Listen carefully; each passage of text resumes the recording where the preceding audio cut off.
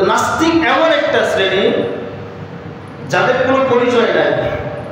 আপনি দেখেন, হিন্দুদের কান্নাকাটি করার জায়গা আছে, মুসলমানের কান্নাকাটি করার জায়গা আছে, বৌদ্ধদের কান্নাকাটি করার জায়গা আছে, খ্রিস্টানদের কান্নাকাটি করার জায়গা আছে, কিন্তু নাস্তিক যারা তাদের কোনো জায়গা নেই।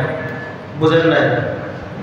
আমরা মুসলমান সিজদায় গিয়ে কান্না করি, হিন্দুরা দেবতার সামনে গিয়ে কান্না করে, খ্রিস্টানরা গির্জায় যায়, বৌদ্ধরা মন্দিরে যায়, তাদের উপাসনালয়ে যায়, গিয়ে কান্নাকাটি করে। কিন্তু নাস্তিক যারা নাস্তিক তারা তো কোথাও গিয়ে কান্নাকাটি করার সুযোগ পায় না, তাদের তো কোনো জায়গা নাই, তারা রবকে বিশ্বাস করে না।